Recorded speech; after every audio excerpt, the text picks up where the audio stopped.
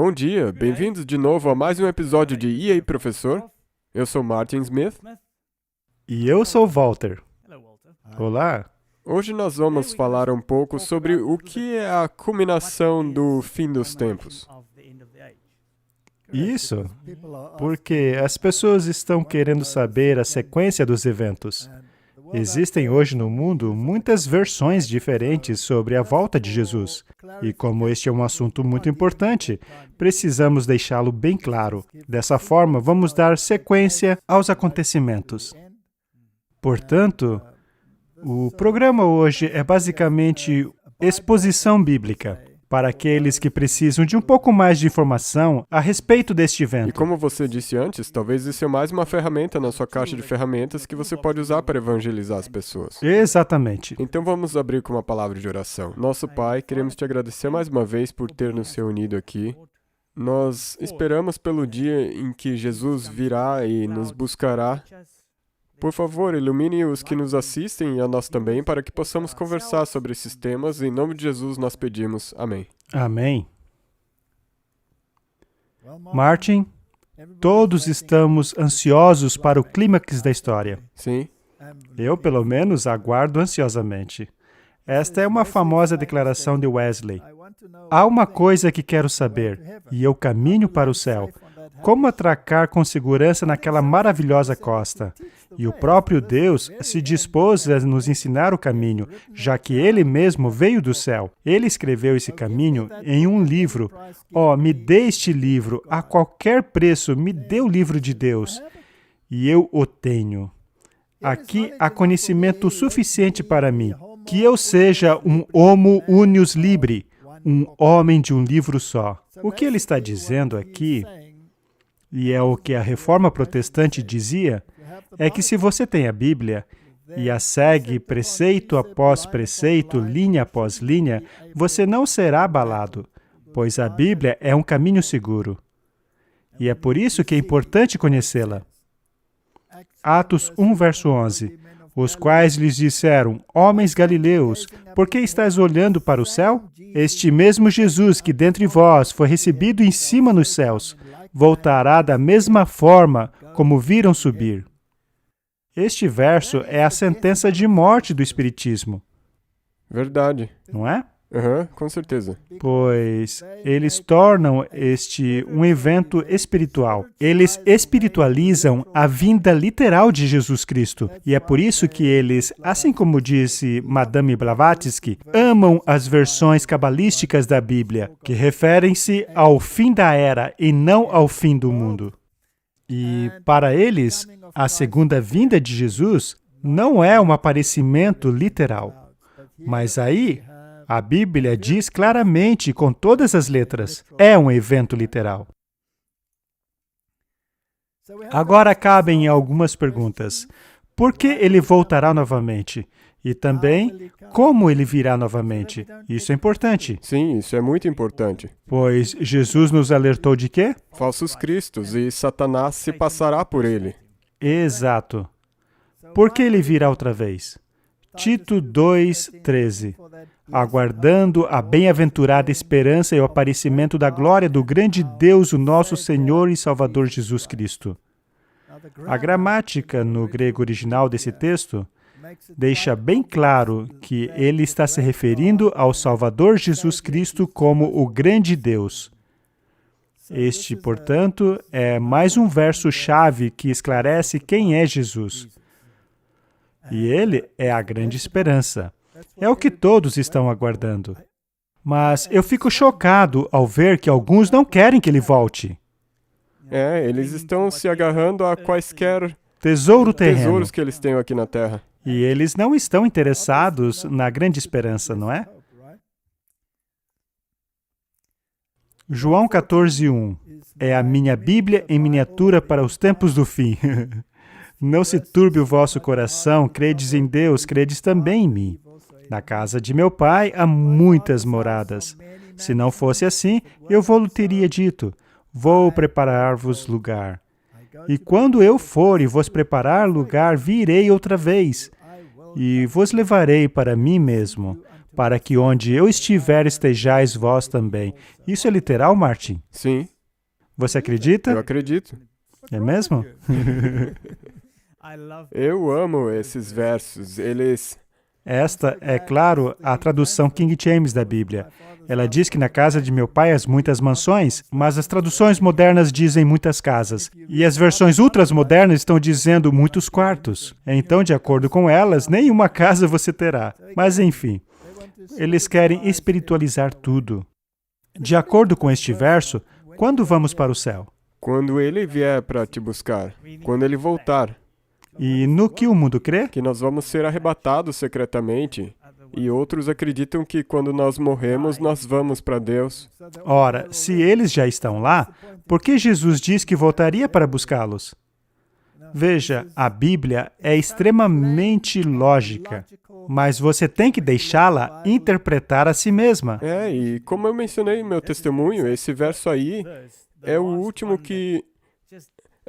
simplesmente quando você lê ele, com a ajuda do Espírito Santo, isso apaga todas as outras dúvidas. Leia a sua Bíblia e acredite nela. E como ele virá de novo? Será visível a todo mundo. Eis que vem com as nuvens e todo olho verá. Apocalipse 1:7. A Bíblia é clara, todo olho verá. Porque assim como o relâmpago sai do Oriente e se mostra até o Ocidente, assim também será a vinda do Filho do Homem. Será um evento espetacular. Todo olho verá. Exatamente. Todos aqueles que estiverem vivos o verão. Não se trata de um evento secreto em um lugar isolado. Mas o que significa que ele virá com as nuvens? Bem, o paralelismo hebraico nos responde essa pergunta. Salmo 104:3. Ele faz das nuvens a sua carruagem e anda sobre as asas do vento. Bem, ainda não sabemos exatamente o que será, mas o sinônimo utilizado pela Bíblia é nuvens como carruagem. E tem mais. Mateus 24:30. E verão o Filho do Homem vindo sobre as nuvens do céu com poder e grande glória. Em sua oração, você mencionou que ele estaria vindo entre as nuvens, mas ele está vindo nas nuvens. Bem, nós queremos saber que carruagens são essas. Salmo 68:17. As carruagens de Deus são 20 milhares e milhares são os seus anjos. O Senhor está entre eles como no Sinai, no lugar santo. Isso nos dá uma clara visão. Mais uma vez, é a Bíblia interpretando a si mesmo. Portanto, ele virá com os seus milhares e milhares e milhões de anjos. Será um evento espetacular. Se apenas um anjo, simplesmente caminhando até o sepulcro, causou um terremoto, não é? Se um anjo os fez cair como homens mortos, se um anjo rolou aquela pedra enorme com o seu dedinho, como será quando bilhões de anjos vier? E também um anjo só matou 180 mil soldados assírios em apenas uma noite. Eu acho que é intangível. Exato. E os críticos tentam nos dizer que foi uma praga qualquer. 2 Tessalonicenses 1:7. Quando o Senhor Jesus for revelado lá nos céus com os seus anjos poderosos. Lucas 9:26. Quando o Filho do Homem vier na sua própria glória, e na glória do Pai, e nas dos santos anjos. Será espetacular, não é? A glória de Deus é tão grande que sobrepuja o sol. Inúmeras vezes. Nenhum homem pode contemplá-lo e viver, a menos que você tenha sido especificamente preparado para isso. Moisés refletiu apenas um pouquinho da glória de Deus, e os israelitas já não podiam suportar. Eles não conseguiam olhar para ele. Mateus 25:31. E quando o Filho do Homem vier em sua glória, e todos os santos anjos com ele, então se assentará no trono de sua glória. Desta vez, ele não virá como o solitário Salvador, ou o Salvador sacrificial. Ele virá como Rei dos Reis e Senhor dos Senhores. Creio que já esteja bem claro como ele virá. Será de maneira espetacular? Exatamente. Apocalipse 5:11. E o número deles era 10.000 vezes 10.000 e milhares de milhares. Veja, a Bíblia não utiliza o termo milhão, bilhão ou trilhão. Mas se você fizer as contas aí, isto são bilhões de anjos. Vai ser espetacular. Espetacular. Outra característica da segunda vinda é que ela será audível. 1 Tessalonicenses 4,16. Porque o próprio Senhor descerá do céu com alarido, e com a voz de arcanjo, e com a trombeta de Deus. Todo mundo vai ouvir. Sim. Esta voz, Martin, penetra até mesmo os ouvidos dos mortos. Sim. Ela os traz para fora do túmulo. E ele enviará os seus anjos com grande clamor de trombeta, os quais ajuntarão os seus escolhidos desde os quatro ventos, de uma a outra extremidade dos céus. Quem será juntado, Martin? Os eleitos de Deus. Não serão os outros. Não. Precisamos ler a Bíblia com muito cuidado, para termos certeza do que ela está dizendo, e não o que alguém acha que ela diz. Ou então aquilo que você quer que ela diga. Nós não estamos interessados em equivalência dinâmica, mas em apenas o que Deus quer dizer. E agora, um verso muito importante. Ele não tocará a terra.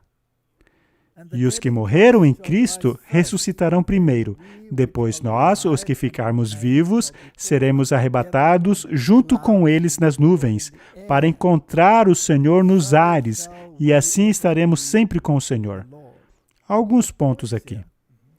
O primeiro é que ele enviará os seus anjos para recolhê-los, e eles serão todos reunidos nas nuvens.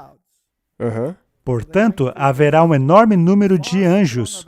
Os santos serão recolhidos por este grande número de anjos. Eles então encontrarão o Senhor nos ares, e a partir daí, jamais haverá separação entre Deus e os seus remidos. É isto o que acontecerá quando Jesus voltar. E uma vez que estes versos são tão claros, o que podemos concluir? Não pode haver nada secreto sobre Exatamente. É por isso que Jesus nos alertou. Se você ouvir que o Messias está em alguma casa, não vá. Ou naquele país, ou naquela cidade, não vá. Como dissemos, é por isso que Jesus nos alerta em Mateus 24:26. Se vos disserem, ele está ali no deserto, não vão. Não vão. Veja, ele está naquela casa. Não acreditem. Pois assim como o relâmpago sai do Oriente e se mostra até o Ocidente, assim também será a vinda do Filho do Homem. Certa vez, enquanto palestrava na Suíça, eu falei sobre este assunto. Eu estava em um grande auditório em Zurique. Eu estava falando sobre o movimento da nova era e o Maitreya. Acho até que já contei essa história.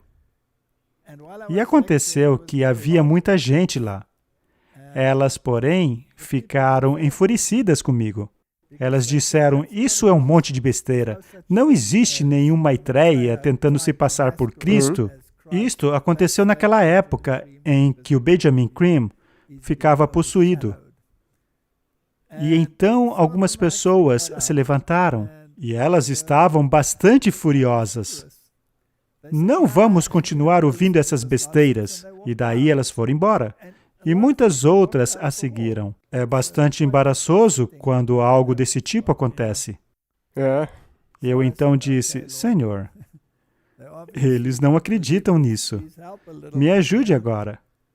Mas eu continuei com a palestra, pois algumas pessoas haviam ficado, e eu disse, olha, não posso fazer nada, mas é a verdade.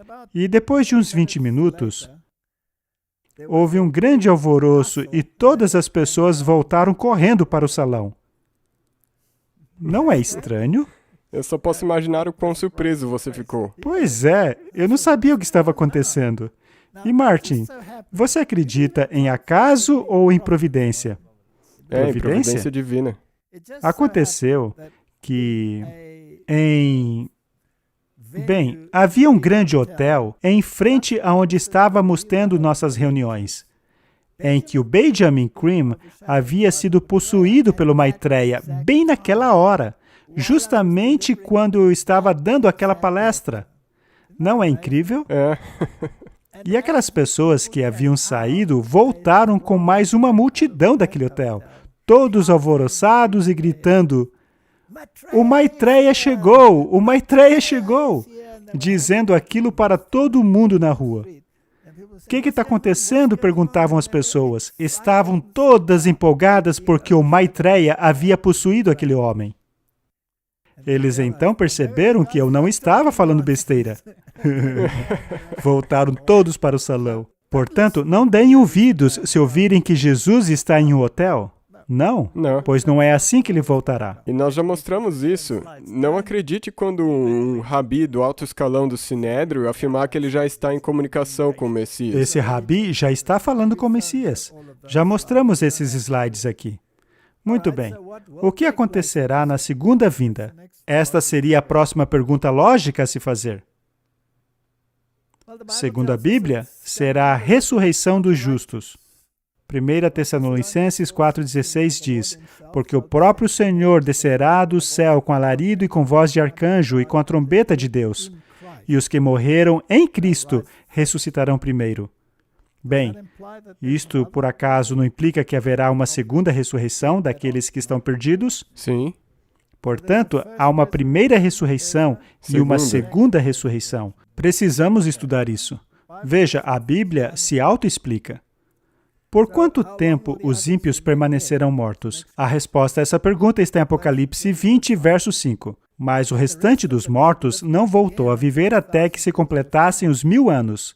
E então, referindo-se àquele outro verso que acabamos de ler, referindo-se à segunda vinda de Cristo, ele diz: "Esta é a primeira ressurreição. A primeira ressurreição será dos justos." O livro de Tessalonicenses deixa isso claro. Já o restante dos mortos, ou seja, os ímpios, ressuscitarão apenas após 1000 anos. Mas alguns podem dizer: "Ora, você está pulando de Tessalonicenses para Apocalipse e até mesmo o Antigo Testamento." Mas veja, a Bíblia diz para fazermos isso. Temos que fazer um estudo detalhado de toda a Bíblia, compilar todos os versos sobre o mesmo assunto. É como diz o livro de Isaías, um pouquinho ali, um pouquinho aqui, até que a explanação esteja completa. Isso é completamente verdade, porque daí você não vai ter o problema de estar interpretando erroneamente. Exato. Portanto, precisamos deixar absolutamente claro em qual das duas ressurreições queremos estar.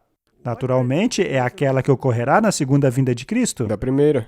Exato. Agora Apocalipse 20, verso 6. "Bem-aventurado e santo é aquele que tem parte na primeira ressurreição." Assim concluímos que será muito triste fazer parte da segunda ressurreição. A Bíblia apresenta duas ressurreições: a ressurreição da vida e a ressurreição da condenação. Isto é absolutamente claro. Na segunda vinda de Cristo, os justos serão transladados. Naturalmente, haverá pessoas vivas aqui. No momento, no abrir e fechar de olhos, ao som da última trombeta, acabamos de ver que Jesus voltará ao som da trombeta de Deus? Sim. Pois a trombeta soará e os mortos ressuscitarão incorruptíveis.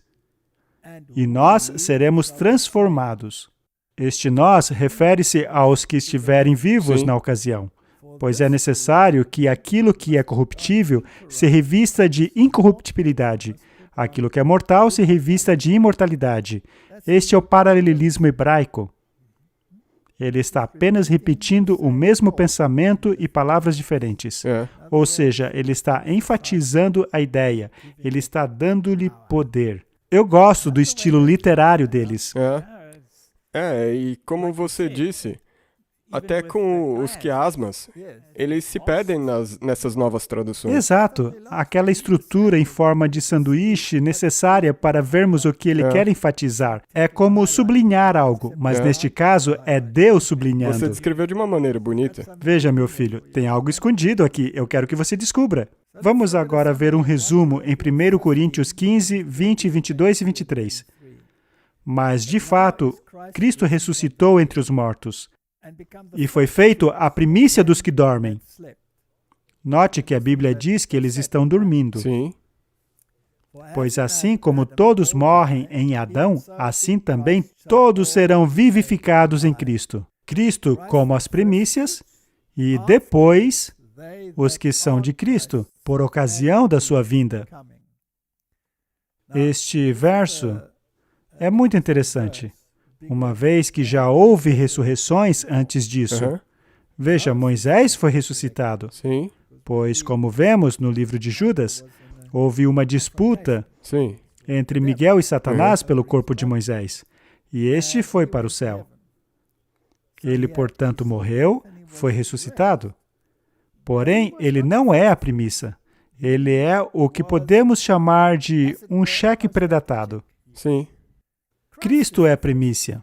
Moisés só ressuscitou por causa da promessa de ressurreição de Cristo. Se Cristo não tivesse ressuscitado, então Moisés teria que voltar para cá. Exato. Moisés é um representante daqueles que morreram e que serão ressuscitados, enquanto Elias é um representante daqueles que não verão a morte. Sim. É por isso que estes dois representam a lei e os profetas. Eles estavam lá com Jesus no Monte da Transfiguração. Assim, é importante sabermos que Cristo é a premissa. E a Bíblia também diz em Romanos que a morte reinou desde Adão até Moisés. Ah, sim, eu me lembro disso. Portanto, isso significa que foi neste episódio que, pela primeira vez, alguém foi ressuscitado e recebeu a imortalidade. Sim. A morte reinou de Adão até Moisés. Isto serve como um interessante exemplo para o resto da humanidade. Mas ainda há outros exemplos. Enoque foi um exemplo para o mundo antediluviano, de que Deus cumpriria a sua promessa. Então, Enoque foi uma garantia para o mundo antediluviano, Elias e Moisés para o mundo pós-diluviano, sendo Moisés o exemplo da ressurreição, e ainda houve alguns que ressuscitaram junto com Cristo.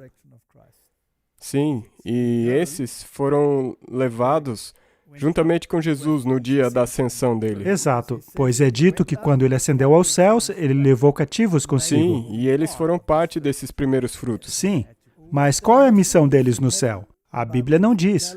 Portanto, não devemos especular a respeito. O que nos leva a uma questão muito importante, que é a doutrina da imortalidade da alma, que exercerá um papel muito importante para a sequência dos últimos eventos. Que também vai ter um papel muito importante no engano dos últimos dias. Exatamente. Gênesis 2:17. Mas da árvore do conhecimento do bem e do mal, dela não comereis, porque no dia em que dela comerdes, certamente morrerás. Foi Deus quem determinou isso. Capítulo 3, verso 4. E então a serpente disse à mulher, certamente não morrerás. Praticamente toda a humanidade acredita nisso. A imortalidade da alma. Em outra forma, mas ainda assim imortal.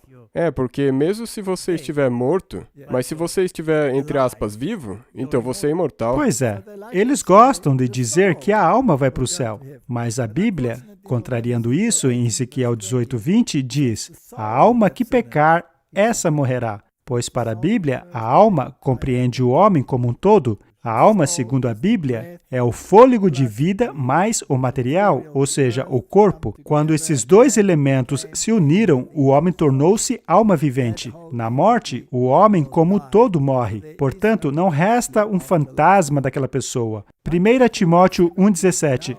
Ao Rei dos séculos, imortal, invisível, ao único Deus sábio, seja a honra e glória para todos sempre. Amém. Ou seja, o único que é imortal é Deus. Somente Deus pode dar a imortalidade. 1 Timóteo 6,14. Que guardes este mandamento sem mácula e irrepreensão, até a aparição do nosso Senhor Jesus Cristo. Esta é a nossa missão. Vivermos e agirmos de acordo com a lei, não é? Verso 15. A qual, a seu tempo, mostrará o bem-aventurado e único poderoso Senhor, Rei dos reis e Senhor dos senhores, o único que é imortal. Mas claro que isso é impossível. Portanto, a doutrina da imortalidade não é bíblica, é doutrina católico-romana, é uma doutrina pagã, que habita na luz inacessível, a quem nenhum dos homens viu e nem pode ver, o qual seja a honra, o poder para sempre. Amém. E este mesmo verso, no 16, na versão a nova King James, diz: o único que é imortal e habita na luz inacessível, a quem ninguém viu e nem pode ver. A ele seja a honra e poder para sempre. Amém. Assim fica bem claro que nenhum pecador é capaz de vê-lo e continuar vivo. Ele será destruído pela glória de sua vinda. Então, se você quiser viver na presença de Deus, precisamos ter um corpo imortal. O que quer dizer que Moisés ressuscitou em corpo imortal, um corpo capaz de permanecer diante da presença de Deus. Anteriormente, quando Moisés estava com Deus, foi necessário que ele velasse a sua glória em uma nuvem. E quando Moisés pediu para ver a glória dele, Deus disse que era impossível que ele o visse e continuasse vivo. Ele, portanto, se esconderia de trás da rocha e, quando passasse, Moisés poderia vê-lo pelas costas. Nem mesmo pela frente. Não. Isto é incrível. Nenhum homem é capaz de continuar vivo, estando ele em um estado pecaminoso, na presença de Deus. Sabendo disso, o que acontecerá àqueles que não se arrependerem no fim dos tempos? Eles serão destruídos. Serão destruídos. Mas não porque Deus quisesse isso. Os pecadores só serão destruídos porque se apegaram ao pecado. É por isso que a Bíblia diz que o homem do pecado será destruído pela glória de sua vinda. Então, apenas para deixar claro, apesar de já termos visto várias vezes, o Catequismo da Igreja Católica ensina que o homem é imortal. A Igreja ensina que toda a alma espiritual é imortal.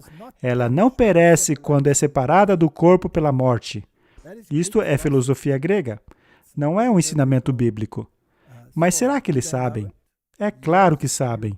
A Nova Enciclopédia Católica ensina que no Antigo Testamento a alma não é parte do homem, mas o homem como um todo, como um ser vivente. Ou seja, eles sabem. Eles sabem. É o homem todo como um ser vivente. Veja como eles são arrogantes. Mesmo sabendo que a Bíblia ensina sobre isso, eles preferem ensinar a doutrina da serpente.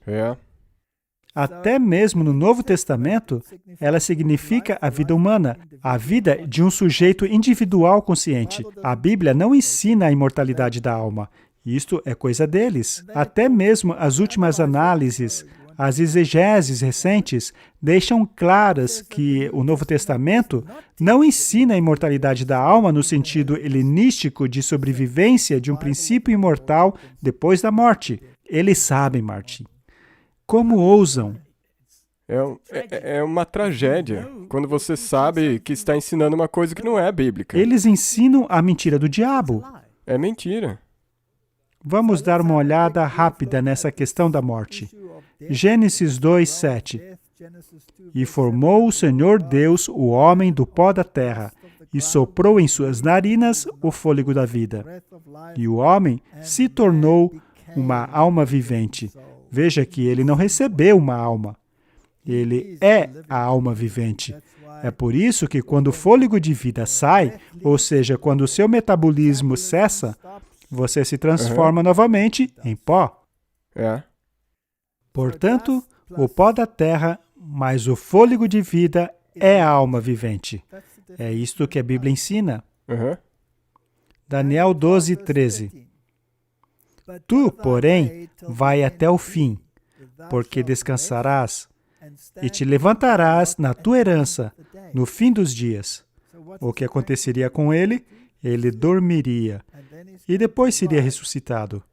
A nova King James diz assim: quanto a você, siga o seu caminho até o fim, você descansará, e então no final dos dias você se levantará para receber a herança que lhe cabe. Portanto, A Bíblia não poderia deixar esse assunto mais claro. As pessoas não vão para o céu depois que morrem. Elas dormem e só receberão a imortalidade no final. João 11:11. Assim falou, e depois disse-lhes: Lázaro, o nosso amigo, dorme, mas vou despertá-lo do sono. Os discípulos achavam que Lázaro estava literalmente dormindo. Quando ele disse isso. Sim, porque Jesus disse que ele estava dormindo e que ele estava indo lá para acordá-lo. Mas os discípulos disseram: Senhor, se ele dorme, vai melhorar. Mas Jesus se referia à morte dele, e os discípulos, porém, achavam que ele estava falando simplesmente do sono. E então Jesus disse claramente: Lázaro morreu. Quando Cristo fala a respeito de seu povo, por ocasião da morte destes, ele fala como se estivessem dormindo. É como se estivessem dormindo.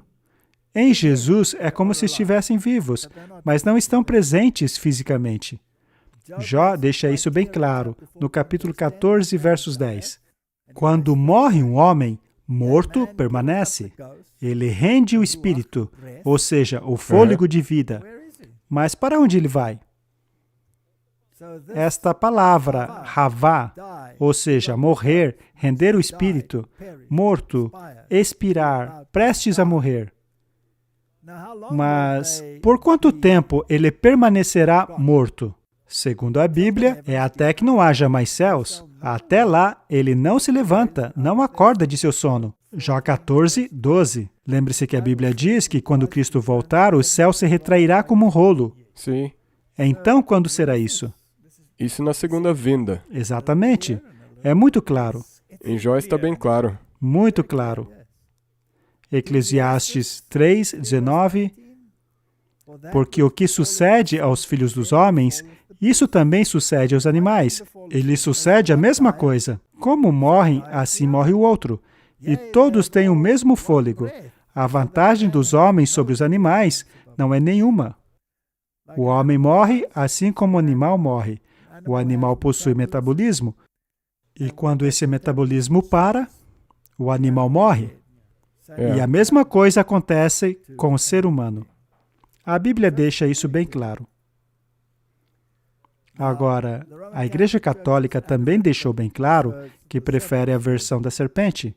O homem do pecado deseja se apegar ao pecado. E, por sua vez, é a transgressão da lei. E, ao mesmo tempo, ele quer a imortalidade. Mas, para isso, é necessário reescrever o que Deus disse.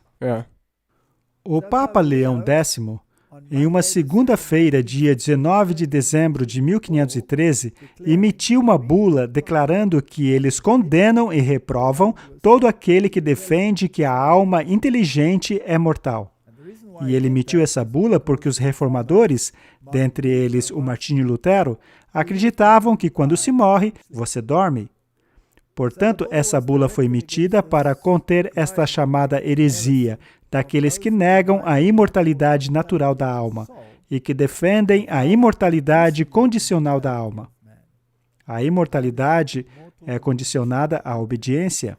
Sim, eles eram totalmente contra isso, e você seria um herege se acreditasse nisso. E Martinho Lutero disse o seguinte: precisamos aprender a ver a morte na luz correta, para não ficarmos alarmados como os descrentes ficam, pois em Cristo não existe morte, mas um tranquilo e doce breve sono, que nos liberta das lágrimas, do pecado, do medo da verdadeira morte e de todos os problemas desta vida. Estamos seguros, sem preocupação, descansando docemente e gentilmente por um breve momento, como em um sofá, até que chegue o tempo que Ele nos despertará junto com todos os seus queridos filhos para a sua eterna glória e alegria. A crença de Martinho Lutero está em harmonia com a Bíblia? Sim, e na verdade soa bem doce. Sim. É algo que não deveria deixar você desanimado. Mas o que dizer, Martin, sobre todas essas histórias de fantasmas e espíritos falantes? É dessa maneira que o engano é introduzido. Exato. Isso aí é uma coisa muito, muito assustadora. Se os mortos não sabem de nada, como diz a Bíblia, então o que são os fantasmas? Só pode ser algo do plano espiritual. E seriam eles entidades de Deus? Não. Não foi Deus quem proibiu a comunicação com os supostos Sim. mortos? Porque ele sabia que isso te levaria por um caminho de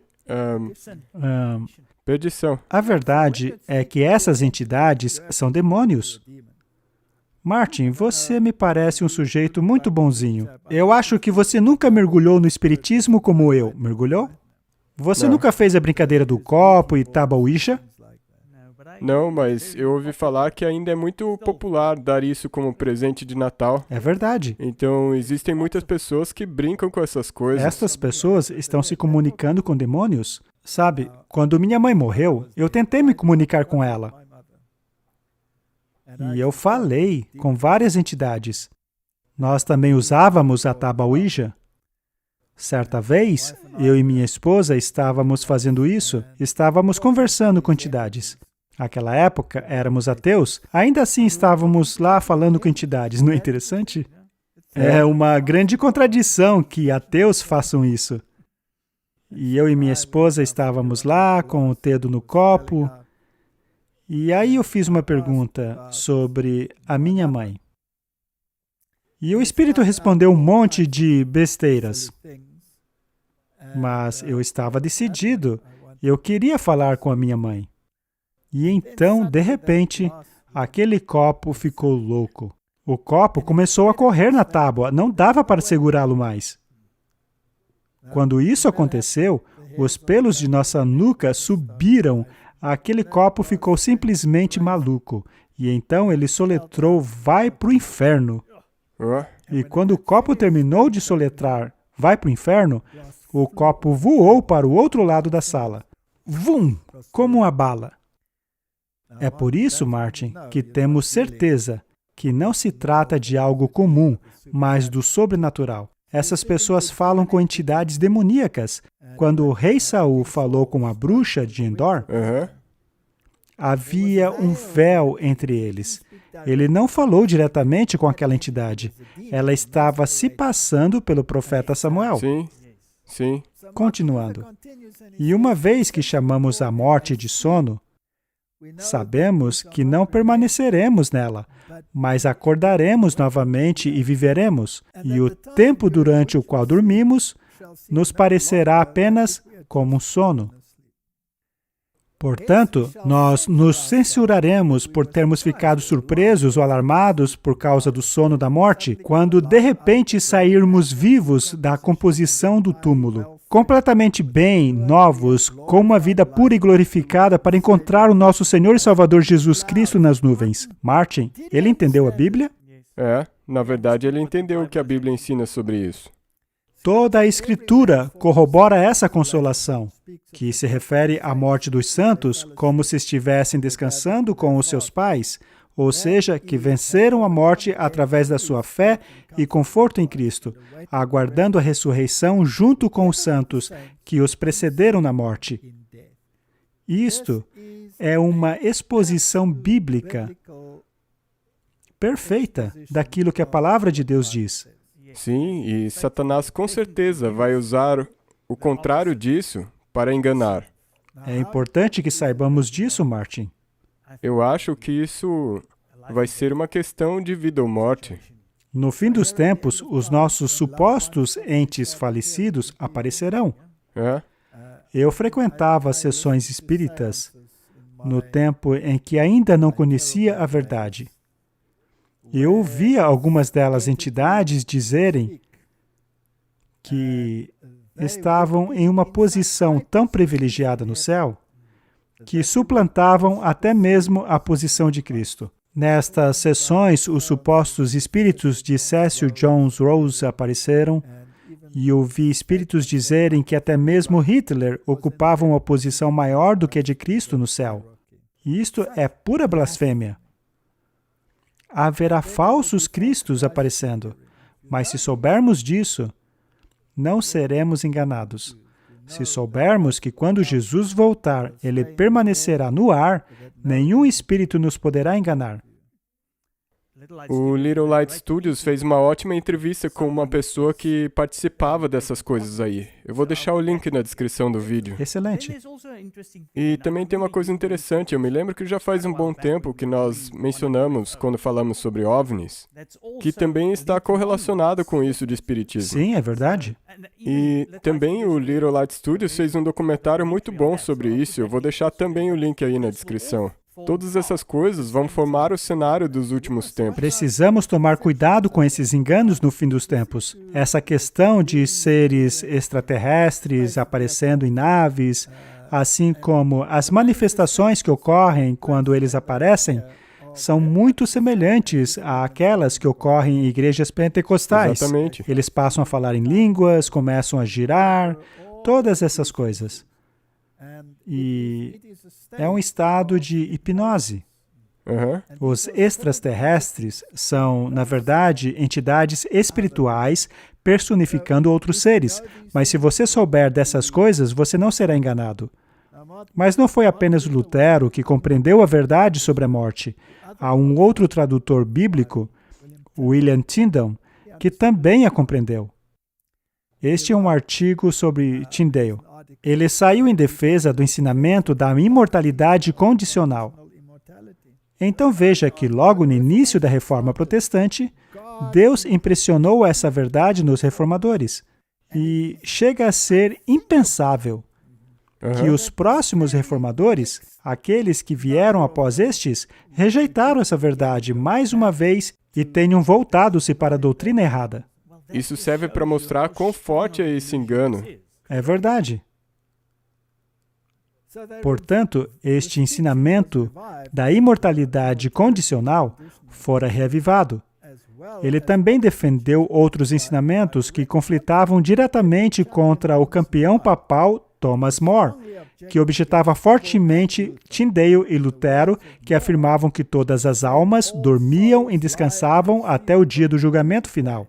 Em 1530, Tyndale respondeu fortemente a Thomas More. O Thomas More fazia chacotas de Tyndale. Ele dizia que não, que as almas vão para o céu. Elas são imortais. Ou vão para o inferno ou para o purgatório, tanto faz. E o Tyndale dirigiu-se a ele dizendo, você, dirigindo-se a Thomas More, ao colocar as almas dos mortos no céu, no inferno ou no purgatório, destroem os argumentos pelos quais Cristo e Paulo provaram a ressurreição. E, de novo, se as almas realmente estão nos céus, por que elas não estariam num estado tão bom quanto o dos anjos? E, sendo assim, por que haveria necessidade da ressurreição? É uma boa pergunta. Se os mortos já estão felizes no céu, por que haveria necessidade da ressurreição? Seria uma perda de tempo. É. Ele levou sua contenda mais adiante, mostrando que o ensinamento papal a esse respeito contradiz o que Paulo ensinou. O Tyndale vai ser sarcástico na resposta. Veja, não, Paulo, você não entendeu nada. Vá aprender com o mestre More. Aprenda com ele. Mesmo não ressuscitando de novo, nós não somos seres miseráveis. Afinal, assim que morremos, nossas almas vão para o céu, celebrar com Jesus que ressuscitou. Sabe, eu acho engraçado que Paulo não confortou os Tessalonicenses com essa doutrina. Vai ver que Paulo não conhecia essa doutrina.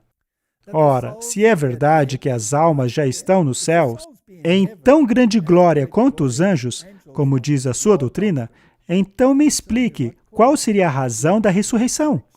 Eles compreendiam esse tema, Martin? Segundo a religião católica, o Concílio de Trento decidiu que as almas podem quitar os seus débitos por meio de seu sofrimento no purgatório. Portanto, para esta igreja, não existe salvação pela fé. Não existe justiça imputada por Cristo. Você mesmo precisa se salvar com as suas obras, até mesmo depois de morto. Martin, este carro possui uma lápide que diz, enferruje em paz. E é isto mesmo que ele está fazendo, está enferrujando em paz. Mas ele não vai ressuscitar. Não. Mas aqueles que descansam em paz, estes ressuscitarão. Quando a ressurreição ocorrer, Martin, será um dia muito feliz. Mas antes que chegue aquele dia, nós seremos julgados. Sim. Quando Cristo voltar e ressuscitar os mortos, o julgamento já precisa ter ocorrido. A isso chamamos de juízo investigativo. Ele acontece nos céus. Isso é bíblico. Sim. Muitas pessoas dizem, não é bíblico, mas se ele está trazendo o galardão e já o resultado do julgamento, então ele tem que ter ocorrido em algum momento antes. É tão lógico, Martin. Eu fico consternado que as pessoas não entendam isso. A Bíblia diz que cada um será recompensado de acordo com o que fez. Isto quer dizer que já houve um julgamento. Romanos 2:7 diz: a vida eterna aos que, com perseverança em fazer o bem, procuram glória, honra e incorrupção. Há algo que devemos fazer para alcançá-la. 1 Coríntios 15:51 diz algo muito interessante. É uma sequência muito curiosa, começando pelo versículo 51. Eis que eu lhes digo o mistério. Nem todos dormiremos, mas todos seremos transformados. Ou seja, haverá uma ressurreição e, ao mesmo tempo, os vivos serão transformados. Em um momento, num abrir e fechar de olhos, ao som da última trombeta, a trombeta soará e os mortos ressuscitarão incorruptíveis e nós seremos transformados. Se a imortalidade só será dada na ressurreição, portanto, ninguém além daqueles que já mencionamos, que já foram tipologicamente agraciados com a imortalidade, de fato a receberá, não é mesmo?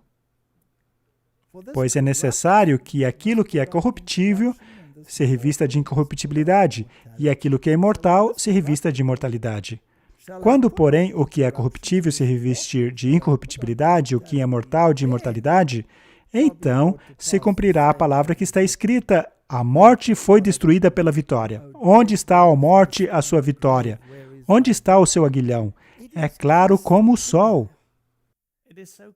Ainda assim, ninguém nas igrejas cristãs mundo afora prega isso. Sim, eles pegam o último verso, o verso 55, leem ele e daí colocam a pessoa no céu. Uma vez que, se eles tivessem lido os últimos versos, isso não poderia ter acontecido, porque é somente naquela ressurreição que isso acontece. Exato. 2 Timóteo, capítulo 4, versos 7 e 8. Combati o bom combate, acabei a carreira, guardei a fé.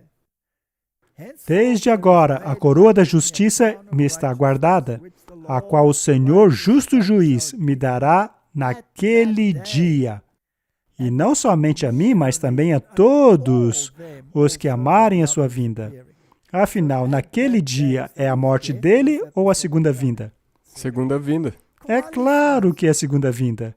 A Bíblia não deixa dúvida sobre isso. E sabe, é um grande alívio. Quando meu pai morreu, eu passei por uma experiência muito estranha. Eu estava no hospital, ao lado de seu leito, na noite em que ele morreu.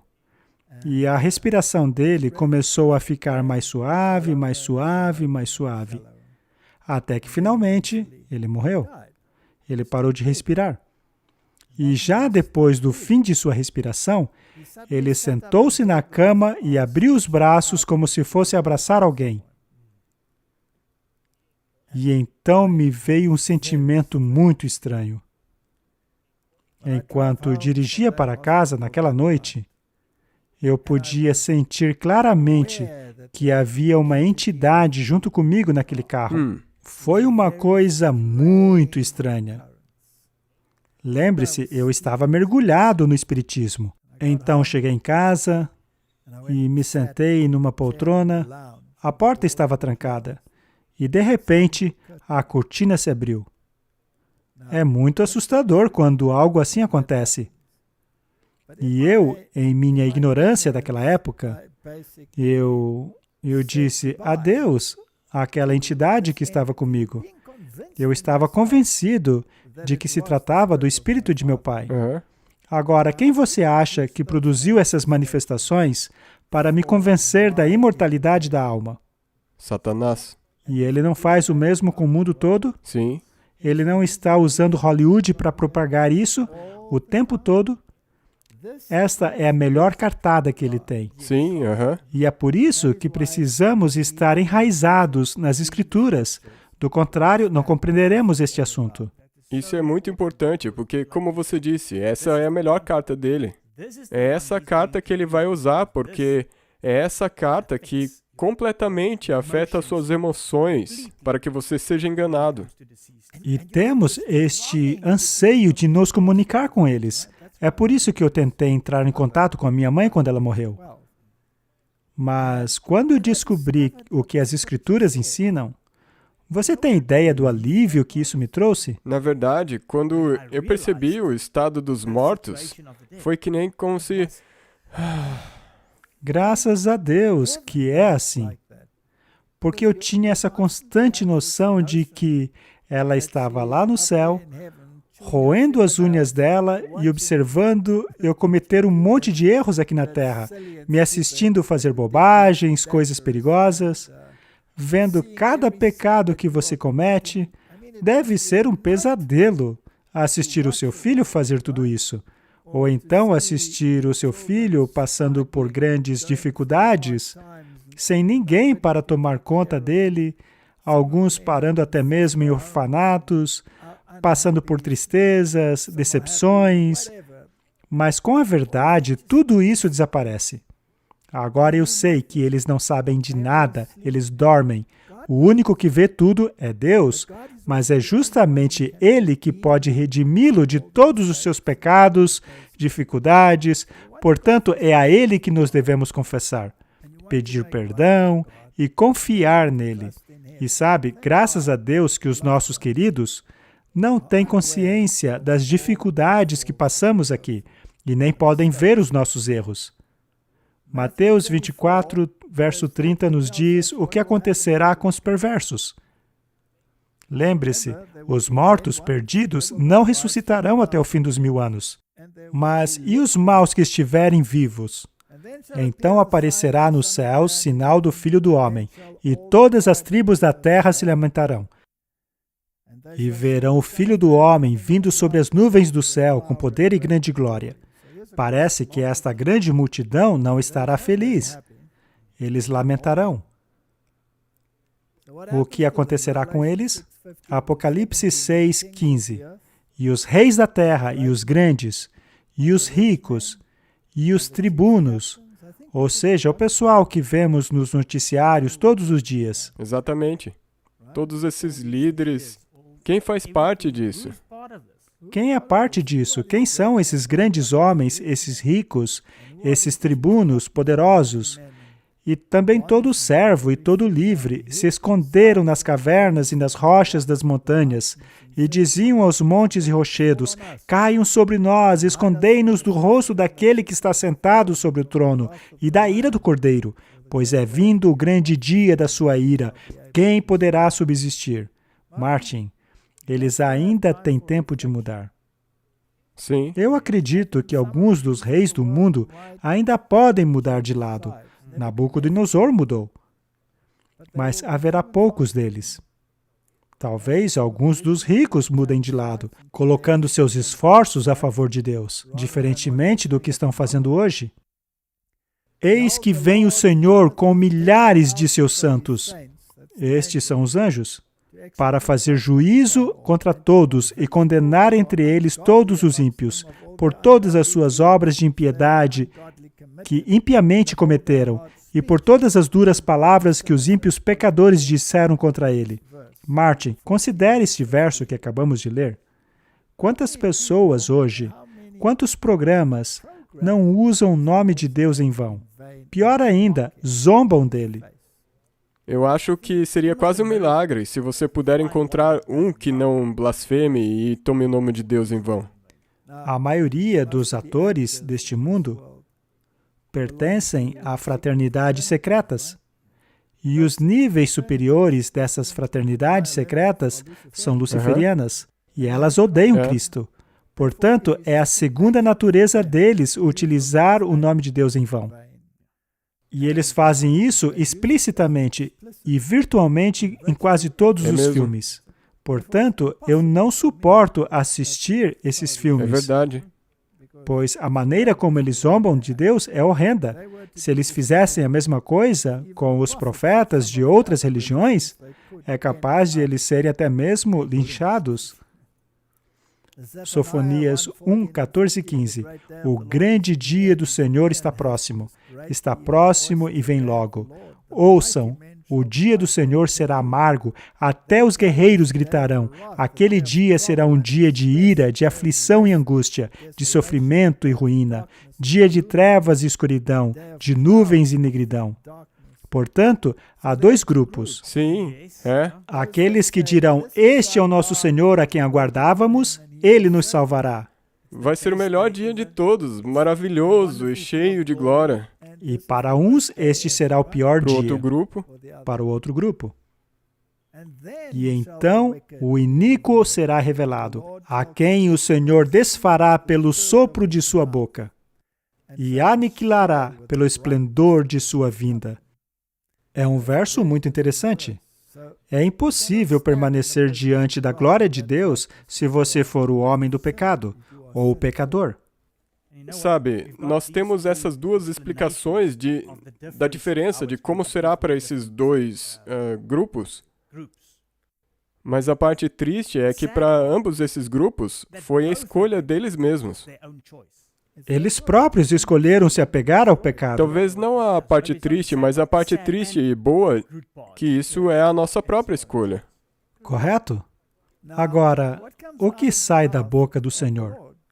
Nem só de pão viverá o homem. Nem só de pão viverá o homem, mas de toda a palavra que sai da boca de Deus. Correto? Então, eles serão julgados pela palavra, pela lei de Deus. Exato, é esse o padrão. Jeremias 25, 33 deixa claro que naquele dia os mortos pelo Senhor estarão em todo lugar, de um lado ao outro da terra, e ninguém chorará por eles, e não serão recolhidos ou sepultados, por servirão de esterco para o solo. Sendo assim, de onde é que tiraram essa ideia de que haverá um milênio temporal e que todos se converterão? Aqui na Terra. Isso não existe, não é bíblico. Ou seja, não haverá ninguém para chorar por eles ou recolhê-los e sepultá-los, porque os justos vivos foram para o céu e os ímpios foram mortos. Eles se tornarão como esterco para o solo. Esta é a realidade. Sofonias descreve o quão completa será essa destruição.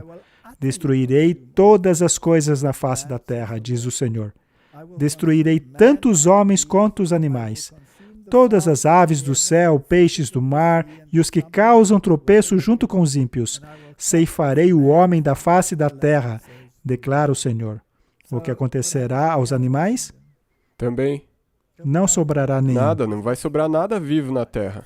Esta terra voltará para o seu estado original. Abussos, ou seja, abismo. Onde o Espírito de Deus pairava sobre as águas. Exato. E para deixar claro, vamos ler o Salmo 110, versos 5 e 6. O Senhor está à sua direita. Ele esmagará os reis no dia da sua ira. Julgará as nações, amontoando os mortos e esmagando os governantes em toda a extensão da terra. Martin, o que isso lhe diz sobre os governantes dos últimos dias? Eles serão destruídos juntamente com o homem do pecado. Martin, eu tenho analisado os últimos eventos. Tenho visto a terrível tirania que está ocorrendo em todo o planeta. Os senhores do mundo estão abusando de seus súditos. Estão os arrebanhando em campos, os maltratando. Tenho visto estatísticas sobre como as pessoas estão sendo afetadas pelos procedimentos aplicados hoje em dia. Quantas pessoas estão morrendo? Quantas pessoas estão nascendo deformadas, com problemas de formação? Quantos bebês nascem mortos e outros tantos abortados? O sofrimento deste planeta está inacreditável. E, como você disse, muito disso foi implantado por esses grandes homens. Exato. E eu me pergunto se eles sabem o que os aguardam. Será que estão fazendo tudo isso por estarem enganados ou por estarem convencidos disso? Eu acho que eles deveriam abrir os olhos. e ver o que está acontecendo no mundo. Eles deveriam perguntar a si mesmos se estão agindo corretamente com a herança do Senhor, aqueles por quem ele morreu. Jeremias 4, 23 a 28. Observei a terra, e eis que era sem forma e vazia, também os céus, e não tinha sua luz. Isto foi porque os céus se retraiu como um pergaminho, como um rolo. Observei os montes, e eis que estavam tremendo. As colinas estremeciam. E observei e notei que não havia homem algum. Não havia mais aves no céu. Vi também que a terra fértil era um deserto e que todas as suas cidades estavam derrubadas diante do Senhor, diante do furor da sua ira. Pois assim diz o Senhor, assim diz o Senhor, toda esta terra será assolada. Ainda assim, não a consumirei completamente. Por isso, se lamentará a terra e os céus em cima se enegrecerão. Porquanto assim o disse, assim o propus, não me arrependi e nem voltarei atrás. Isto acontecerá na segunda vinda de Cristo. Tudo será destruído, mas ainda não é o fim. Algo ainda terá que acontecer lá no céu, para então haver uma terceira vinda de Cristo, para então haver um clímax final de todas estas questões. Portanto, a Bíblia deixa claro de que haverá cidades desoladas, e os maus que estiverem vivos morrerão. Ou seja, não existe arrebatamento secreto. Não. É impossível. Não, especialmente se você ler esse verso de Jeremias. Tudo o que eles dizem sobre arrebatamento secreto originou-se de um ensinamento jesuíta, o dispensacionalismo. Este ensinamento originou-se das entranhas jesuíticas lá do meio de Roma e acabou se infiltrando em todo o mundo. Os evangélicos hoje não ensinam a doutrina bíblica, mas uma doutrina jesuíta. Segundo Tessalonicenses, capítulo 1, verso 6.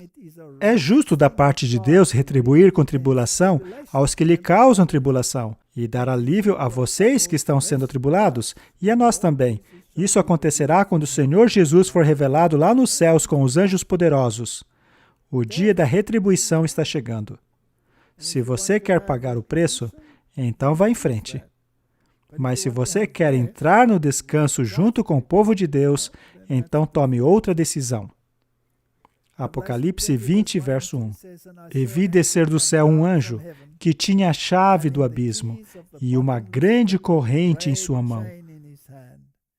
Ele prendeu o dragão, a antiga serpente, que é o diabo, Satanás, e o acorrentou por 1000 anos. Martin, o diabo ficará preso nesta terra por 1000 anos. A prisão dele será no sentido de que não haverá ninguém aqui para ele tentar e enganar. Sim, tudo está morto. Tudo neste planeta estará morto. E ele pode apenas pensar sobre tudo o que aconteceu. Satanás estará preso a uma corrente circunstancial por 1000 anos. Salmo 68, verso 6 diz: Deus dá um lar aos solitários, liberta os presos para a prosperidade, mas os rebeldes habitarão em terra seca. Seriam estas correntes no sentido espiritual, circunstancial ou literal? São correntes circunstanciais. Exato. Da mesma maneira, Satanás será acorrentado por correntes circunstanciais. Este é o significado da palavra millennium. Mille, 1000. Annus, anos. Ou seja, 1000 anos. Por um período de 1000 anos, os ímpios mortos não ressuscitarão. Permanecerão mortos. Não ressuscitarão por um período de 1000 anos. Todos os animais, todas as cidades, tudo estará destruído. Os justos foram levados para o céu, aonde estarão com o Senhor. Aqueles que não aceitaram a Cristo estarão mortos, e somente Satanás, com os seus anjos, ficarão presos aqui em uma cadeia circunstancial. Basicamente, este é o resumo, Martin. Sim. Agora, vejamos o que a Bíblia diz sobre a Batalha de Armagedon. O que foi esta batalha? Quando a Bíblia fala a respeito da batalha de Og e Magog, É. o que foi esta batalha? Como encaixar tudo isso na Escritura? Basicamente, de uma maneira bem resumida, a batalha do Armagedon é aquilo que ocorre quando Cristo voltar. Ele vem fazer guerra contra esses reis e contra todos os impenitentes. Eles são destruídos pela glória de sua vinda, assim como pelo clímax da sétima praga também. Mas sabe, devemos dar uma olhada nisso com calma. Vamos destrinchar como correrão essas batalhas. Vamos detalhar o que acontece no Armagedon, o que acontece no milênio e o que acontecerá na batalha de Og e Magog. Tendo um programa só sobre isso, podemos detalhar a sequência correta, uma sequência bíblica, em relação ao decorrer dos eventos. Sim. Portanto, vamos fazer uma parte 2 e continuar essa conversa em um outro episódio. Sim, isso seria ótimo. Muito bem, vamos orar. Querido Pai, a segunda vinda será um evento glorioso, mas para alguns será um evento trágico, provavelmente para a grande maioria da humanidade. Portanto, é importantíssimo compreender a sequência correta de eventos, para assim também compreendermos a nossa participação neles. Precisamos confessar os nossos pecados, abandonar os nossos pecados e clamar pela justiça de Cristo, pois a justificação pela fé é o grande passaporte que será exigido de nós. Já a santificação é que nos moldará para o céu. Abençoa-nos em nossas decisões, em nome de Jesus. Amém. Amém. Obrigado por assistir esse vídeo.